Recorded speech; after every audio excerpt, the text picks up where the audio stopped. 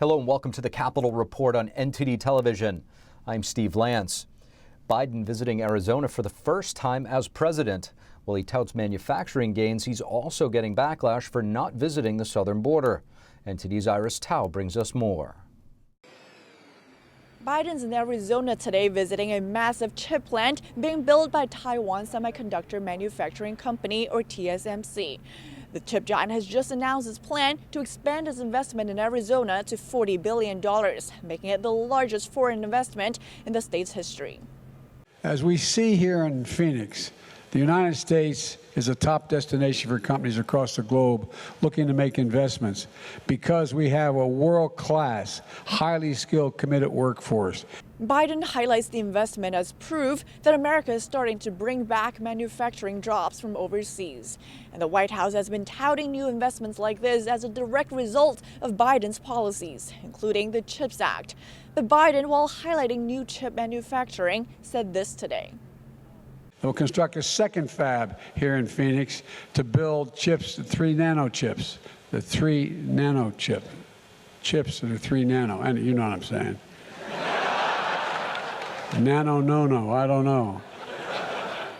And Tuesday's trip, which is Biden's first to Arizona since becoming the president, also comes with controversy.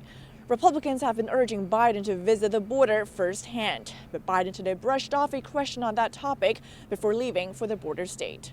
Mr. President, why go to a border state and not visit the border? Because there's a more important thing going on. They're going to invest billions of dollars in a new enterprise. And just the day before, the White House was pressed on the same issue.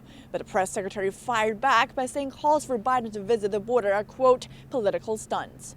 Reporting from the White House, Iris Tao, NTD News. A necessary national defense bill is in limbo as lawmakers on Capitol Hill hammer out the details.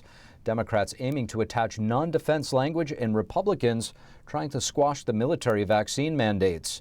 NTD's Melina Wisecup joins us with more from Capitol Hill. Melina, what can you tell us?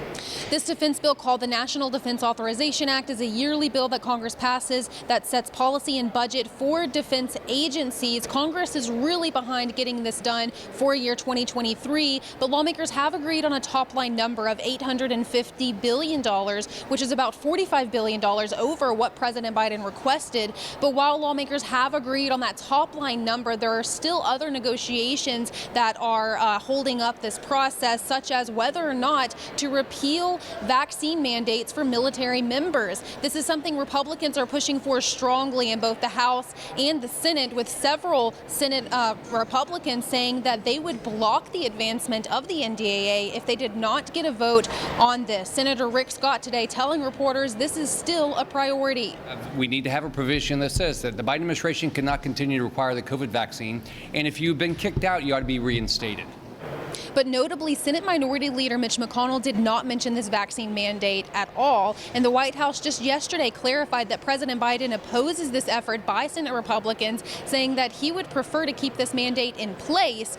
Unsurprisingly, Senate Leader Chuck Schumer today echoed that same White House message. But this is not the only area that's causing some hangups in this NDAA. There is also tension over Democrats' efforts to include marijuana reform in this defense bill. Here's Senate Leader Chuck Schumer speaking on this today. Again, that's had bipartisan support. We've been working with Republicans. It's a priority for me. I'd like to get it done. We'll try to discuss the best way to get it done. But Republican leader McConnell warned Schumer against doing this, hinting that Republicans would tank this bill if they included this measure in it. But this is not the only must-pass government bill that's being held up right now. Congress must also pass a bill to fund the government as a whole to prevent a government shutdown just 10 days from now. Senate Minority Leader Mitch McConnell today saying that they are looking at passing a short-term government funding bill that would carry them through next year, saying that they're just simply running out of time. Reporting in Washington, D.C., Melina Wisecup, NTD News. The FBI director is joining a chorus of U.S. officials and national security experts who say that TikTok is a national security threat. The Chinese government has shown a willingness to steal Americans' data on a scale that dwarfs any other. I think it starts with awareness. TikTok is owned by Chinese company ByteDance.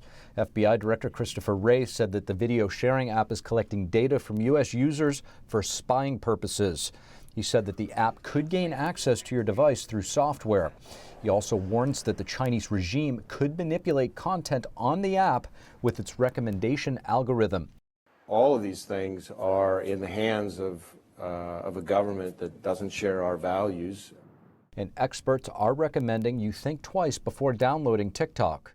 You have a Chinese-owned app that has incredible AI. It's very, very addictive. But political risk consultant Ian Brenne says he does not expect the U.S. government to suddenly ban TikTok, but says the U.S. will likely take a more cautious approach. The Pentagon recently releasing an annual report assessing China's military capabilities. The report says the Chinese regime is the only competitor with the intent and capacity to reshape the international order. It also says the Chinese military is the most consequential challenge to U.S. national security. Joining us next to discuss the threat of a rising Chinese military, retired Air Force General Robert Spalding. General Robert Spalding, thank you so much for joining us. Thank you. It's great to be back. General, the annual report which assesses China's military strength has just been released over the past week. What are your biggest takeaways from the report, and what should the U.S. be worried about the most? Well, I think the biggest takeaway is that the Pentagon is beginning to acknowledge the fact that we've got a big problem in terms of military power in the Indo-Pacific. We just don't have the ability to compete with China, particularly because of their advance in missiles and rockets on their side of the strait, particularly those that are guided and can go after aircraft carriers, and the ability of their space intelligence, surveillance, and reconnaissance has gone up greatly. And now it almost mirrors the United States, which used to have a tremendous lead over China. And those satellites enable them to pick out U.S. ships and direct the missiles that can come in to attack them. So essentially that effectively creates a blockade for the United States in terms of coming to the aid of Taiwan or other allies like Japan or South Korea, which is a big problem for the United States going forward. I think beyond that, we have to begin to contend with the fact that the Chinese are advancing their nuclear weapons capabilities. These are all extremely dangerous for military superiority within the Indo-Pacific. But I think more concerning is the influence campaign that associates with these weapons. So things like TikTok, which are used to influence and coerce our population, are just as damaging, maybe perhaps more so than a lot of the weapons. And I think they go hand in hand. The weapons, certainly are meant to deter any military response by the United States. And as long as that's the case, I think what you're going to see is conflict happening in our population on a day-to-day basis. And that's what, app platforms that influence our society are all about. Wow, General, a lot packed in there. I just want you touched on China's satellite capabilities. They are expanding pretty rapidly. If you could, where does the concern lie within satellites? Is it for monitoring or other use? Well, certainly offensively and defensively, it's for monitoring, but they also have a pretty incredible, anti-satellite capability, both in terms of missiles they can launch from the ground and also satellites they have in space. So, all in all, they are advancing their capability to be a global military, and space really, being a global phenomenon because, these things orbit the Earth, allows them to extend their reach. I believe it also mentions that they're working on orbit weapon systems. So I think this is a tremendous challenge for the United States going forward. And but more importantly, I don't see that we're going to go to war with China. I think our nuclear weapons, their nuclear weapons, really create danger for humanity. So what's going to happen is they're going to use, as I said, these platforms for social control and influence to slowly erode the appreciation for our values and principles in the United States and other free countries. So to your point, if the current pace of China's military expansion continues, Do you think the U.S. will be able to deter or successfully intervene in the event of a Chinese attack, say, on Taiwan? No, absolutely not. Now, China is, a big topic. Are we potentially overstating or understating China's military capabilities?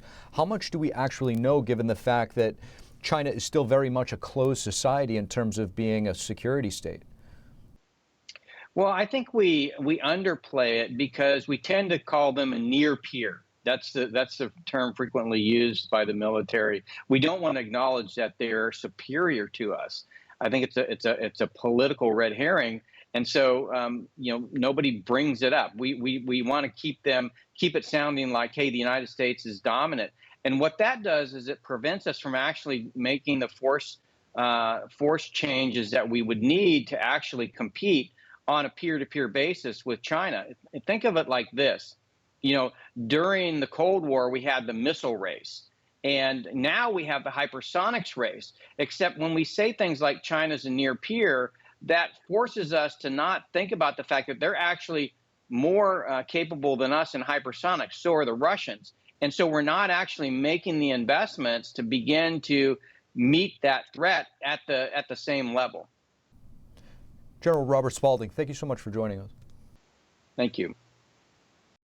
Most Americans are ready to enter 2023 with COVID-19 in the rearview mirror. An Axios poll conducted this week says 70% of the U.S. believes the nation is moving to a time when the virus no longer disrupts everyday life. Almost half of Americans say public officials lied about the efficacy of the COVID-19 vaccine. The findings are based on more than 1,100 people over 18 years old. Thank you for watching the Capitol Report. If you want to see our full broadcast, check us out at EpochTV.com.